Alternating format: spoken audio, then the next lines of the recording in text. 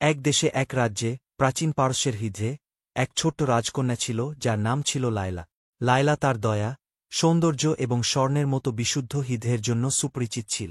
সে তার বাবা মা, রাজা এবং রানীর সাথে একটি বিশাল প্রাসাদে বাস করত, যারা তাকে গভীরভাবে ভালোবাস।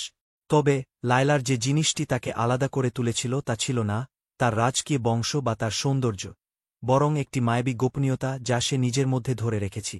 প্রাসাদের পেছনে সবার নজর এড়িয়ে একটি সবুজ, মায়াবী উদ্যান ছিল। এই উদ্যানটি অন্য যে কোনো উদ্যানের মতো ছিল না, কারণ এটি ছিল জাদু এবং রহস্যের রাজ। শুধুমাত্র লায়লা জানত গোপন পথটি, যা একটি বড়, ফুলে ভরা গুল্মের পেছনে লুকিয়ে থাকা একটি ছোট, সুদৃশ্য খোদাই করা দরজা দিয়ে উদ্যানটিতে প্রবেশ করা যেত। উদ্যানটি ছিল উজ্জ্বল ফুলে পূর্ণ, যা মিষ্টি সুরে গান গাইত। গাছগুলি প্রাচীন গোপনীয়তা ফিসফিস করত এবং একটি ঝকঝকে স্রোত, যা ইচ্ছা পূরণ করত। এক রোদমাখা দুপুরে, যখন লায়লা উদ্যান দিয়ে হাঁটছিল, সে লক্ষ্য করল একগুচ্ছ গোলাপের ঝোপ থেকে একটি ঝলমলে আলো আসছে।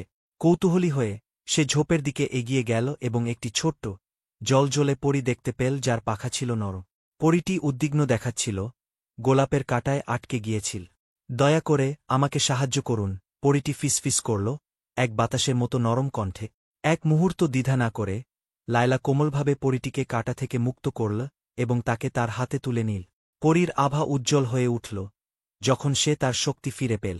ধন্যবাদ দয়ালু রাজকন্যা, পরীটি বল। আমার নাম জাহরা। আমি এই মায়াবী উদ্যানের রক্ষক। তোমার প্রতি কৃতজ্ঞতা জানাতে আমি তোমাকে 3টি ইচ্ছা পূরণের প্রতিশ্রুতি দিচ্ছি। এগুলো জ্ঞানীভাবে ব্যবহার কর।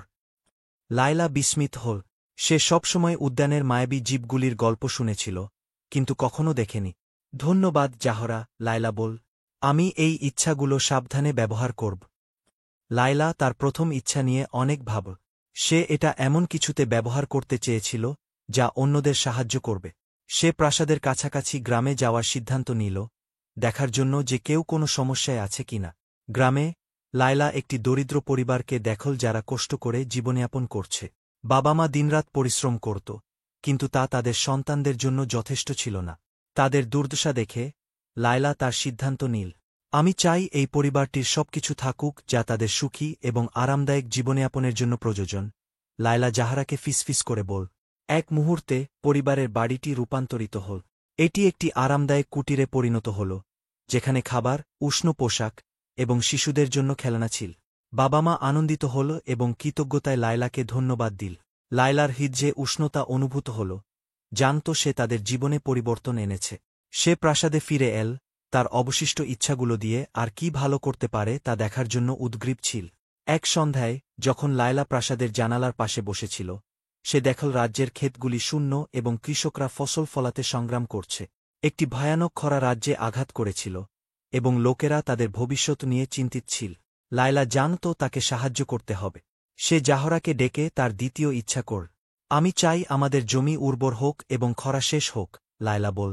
জাহরা তার ছোট্ট হাত নাড়ল এবং তৎক্ষণাৎ আকাশে অন্ধকার মেঘ জমা হল। বৃষ্টি হালকাভাবে পড়তে শুরু করল, তারপর ধীরে ধীরে শুকনো মাটি ভিজিয়ে দিল। ক্ষেতগুলি শীঘ্রই সবুজে রূপান্তরিত হল এবং কৃষকরা আনন্দিত হল যখন তাদের ফসল প্রচুর পরিমাণে বাড়তে শুরু কর। রাজ্যটি রক্ষা পেল এবং লোকেরা লায়লার প্রজ্ঞা এবং দয়ার প্রশংসা কর। তবে লায়লার মন তার শেষ ইচ্ছার দিকে ফিরল। সে চেয়েছিল এটি সবচেয়ে গুরুত্বপূর্ণ হোক। দিনগুলি সপ্তাহে পরিণত হল। লায়লা তার শেষ ইচ্ছা নিয়ে ভাব। সে জানত এটি অসাধারণ কিছু হতে হবে, এমন কিছু যা রাজ্যের সবাইকে উপকার করবে। এক রাতে সে একটি স্বপ্ন দেখল একটি সুন্দর ফিনিক্স সম্পর্কে, একটি পৌরাণিক পাখি যা পুনর্জন্ম এবং আশার প্রতীক। যখন সে জেগে উঠল, সে জানত ঠিক কি চাইতে হবে। জাহরা, লায়লা ডেকেছিল, আমার চূড়ান্ত ইচ্ছার জন্য আমি চাই একটি ফিনিক্স আমাদের রাজ্যকে তার জাদু দিয়ে আশীর্বাদ করুক, সবাইকে শান্তি, সমৃদ্ধি এবং সুখ প্রদান করুক। জাহরা হাসল এবং মাথা নাড়। তার হাত নাড়ার সাথে সাথে একটি উজ্জ্বল আলো আকাশ ভরিয়ে দিল।